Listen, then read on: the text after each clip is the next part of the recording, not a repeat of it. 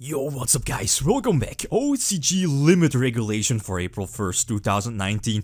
As mentioned last week in the OCG metagame breakdown, it was kinda clear that we would expect, or we would get our, at least the OCG forbidden and limited list quite soon. Again, mentioned last week, so this week we finally got it, and as we have seen from their recent metagame breakdown, there weren't too many cards that I would expect on the list, but more about that really soon. Let's take a look at their list, but again, I'm sure that most people already have seen the list, but some small discussion about some choices they made on their OCG forbidden and limited list and the possible consequences for us TCG list that might be important, since there are a couple of changes here that might indicate some, or might give some, some food for thought about our possible upcoming TCG list, but I'm not expecting a TCG list anytime soon, right?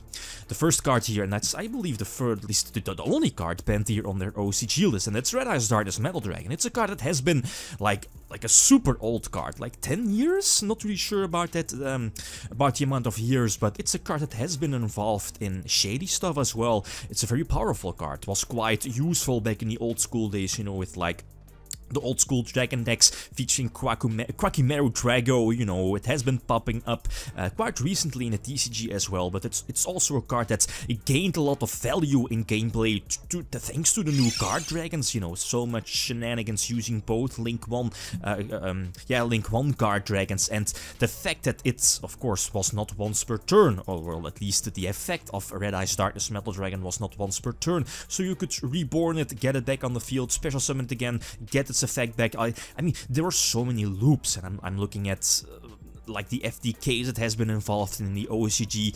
It's Red-Eyes DODGES Metal Dragon. It's not something that I've seen or would have seen coming, but we get it. We get why Konami OCG decided to ban this one. And this is also one of the cards that might get hit soon in our, at least on our TCG ban list as well. Abusable with Guardragons, etc. A couple of cards here that I'm, well, not surprised, I'm honest, here on the OCG Forbidden and Limited list. The first one was Armageddonite, so basically, well, limited to one, basically following again what happened with Armageddonite in the TCG list, or on the TCG list, the consequences of, for example, Dark Warrior, and of course, more and other stuff, since Armageddonite, ever since we entered linked formats, like a long time ago, the card, just one normal summon of Armageddonite, was just far too powerful, malicious. I'm looking at the pseudo, and that's not countering the fact, or counting in the fact that we don't have Needle Fiber in the TCG, but as you know, I mean, in Orcust, I come back to that really soon, is that you have so many options with like only one normal summon of Armageddonite, so many broken fields you can pump out with only one normal summon.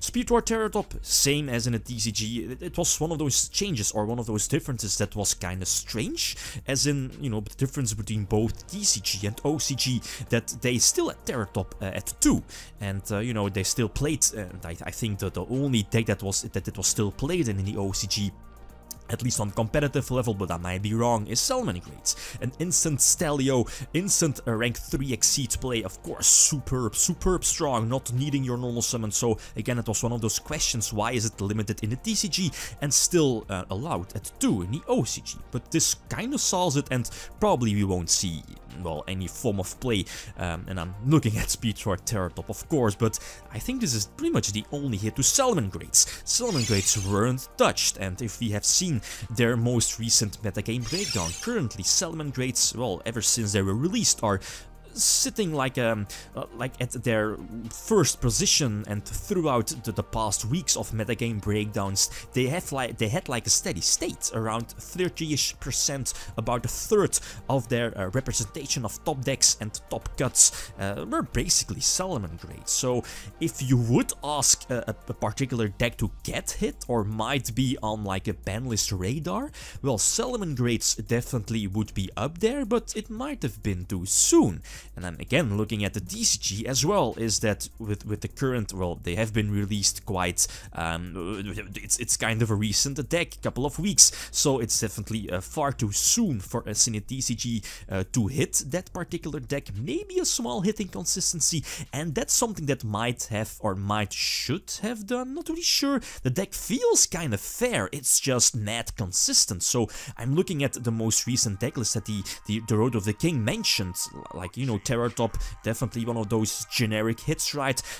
Konami dodging specific hits to Salamangreat, but I'm looking at the other Salamangreat cards, like what can Konami hit to, well, maybe lower the consistency. I'm looking at the Rota for Salamangreats. I may be looking at Gazelle, again one of those power cards, but that's basically it. I can't see any other cards, or at least I don't see any other cards to hit for Salamangreats. Well, maybe hit their Link monster, but you know that's again hitting the core of the deck. So maybe their next hit, again 3 months banlist set dates for the OCG, so I think we can definitely expect like a huge consistency or a consistency hit on their next upcoming list for Salamangreat. Raigeki, this again baffles me. We have had Raigeki back for a long time now, back in the TCG, and the OCG finally gets it back, but as Drew already mentioned it in his video, is that, well, it comes off of the list and it will probably won't be main decked. Well, of course, it's a super splashable staple, but still with the format, you know, there are other cards that lost their, you know, their stapleness, as in, well, looking at Torrential Tribute, for example, but that's besides the point. So Raigeki back in the OCG, okay, that's cool, but not really sure if it's going to make a huge impact. A couple of cards went back to 2, and that first card here that caught my attention was, you know, Dynamite Knight Knuckles, you know, the OCG name. And we in the TCG recently got that back at 1 as well, so it's one of those cards that Konami probably, like, same what happened with Snatch Steal in TCG, Konami sees, okay, is this going to have an impact on the format, which probably won't. You know, Masterpiece is still banned, and again, Dynamite Knight, the true Draco Fighter, giving it back to 2 probably won't do much, and it's one of those cards. There are a couple of here on the list as well that eventually they will just be put back to 3. Dynamite Knight being one of them. Totally Awesome again was limited, if I'm not mistaken, in the OCG, but now put back at 2. I guess it's fine. Paleos have been, well, out of the question. Maybe like a couple of decks local level, but that's pretty much it. Totally Awesome has pretty much lost its favor, so giving it back or pumping it back up to 2, I guess it's fine. This is also one of those cards that might be put back to 3 eventually. Hero Lives is very interesting, since the OCG has access to multiple Stratos. If I'm not mistaken, 2 Stratos? Yeah, the Stratos is definitely not a 3. I might be mistaken about this, but you know what happened in the TCG. We got back Stratos on one of the more recent TCG ban lists, but Konami immediately axed, or, you know, put Hero Lives at 1, again, if I'm not mistaken, and now the OCG finally getting back another copy of a Hero Lives, so that's definitely interesting. We might see some splashable engines of, you know, well, can I call it a splashable engine of multiple Hero Lives, and you know, Stratos, I mean, Hero Lives into Stratos just equalize, or you can do so many things from that, as we know from the past.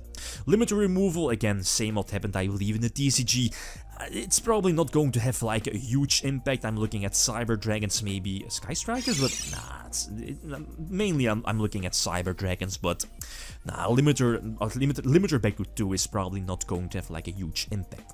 Couple of cards newly limited, and again I'm looking at Snow, and it's also one of those biggest or big differences between both TCG and OCG, is that they still have Cross Lux Greener at 2, and you know, we in the TCG have it banned, so that's one of those big differences, and the OCG doesn't give, you know which word is going to follow after that. They have Snow at 3, while Snow is banned for us TCG players, or, you know, it's not really used anymore, so again baffles me that we can have so many differences, big differences between both TCG and OCG. Damage Juggler, I guess it's fine, not that important. Same for Danglong. Danglong is also one of those cards that still are still, you know, playable in the OCG and banned in the TCG, and they have it at 3 while we don't get access to it, or, you know, it's banned in the TCG. So it's again one of those changes that it still baffles me, right? The 2 last cards, Union Hanger, gives ABC something back in the OCG, but ABC Dragon Buster, if I'm not mistaken, is still at 1 in the OCG, so that's still very important and still a big hit to ABC, so I don't expect ABC doing that much in the OCG, even though, you know, they get like another piece here with Union Hanger. And last but not least, a card that was huge back in the old school days, but lost its favor to other traps, hand traps mainly. I'm looking at, well, Ash Blossom, etc. I'm looking at Impermanence, right? Evenly matched. But yeah, the Solar Brigade was put into Salamangreats, for example, Sky Strikers as well. You know, there are still decks playing the Solar Brigade, but then putting back Solar Morning to 3 is quite interesting, since it's still a very powerful card, but it's probably, again, not going to have a huge impact. So yeah, that's basically their list. I mean, if I look at the most recent metagame breakdown for, from Road of the King, again, as I mentioned last week, is Salamangreats. I don't see too many cards hit for Salamangreats, or at least they could have hit already this soon for the deck. Gazelle maybe, their Rota maybe, you know, hitting some consistency, so the first hit of Terror Top might have been like a good choice already. I'm looking at Orcust. We have seen a normal summon of one Armageddonite is so strong it can pump out crazy boards, so then finally limiting Armageddonites is a good step in is a good step in the right direction. But still, and let's not forget, the OCG doesn't have dangers, so that's also like a big difference between both TCG and OCG. That's quite big, right? We have seen Altergeist, but yeah, Thunder Dragon, same. They got a huge hit on the OCG list. They don't have dangers, so again, it's quite different compared to us TCG and OCG players. But I want to say is that I don't see any reason to hit something, at least on the OCG part, to hit something from the Thunder build, Thunder Dragons, right? So that's basically it. This is a good list. Maybe some other changes, some extra changes. Needle Fiber is still limited, or yeah, still being playable. Not really sure if it should get banned, right? It's still, don't get me wrong, it's still a very powerful card, but this is going to be interesting. This is definitely going to be interesting. Okay, guys, that's it. Thanks for watching, and feel free to leave a comment or a like if you enjoyed the video. Leakum signing out. Peace.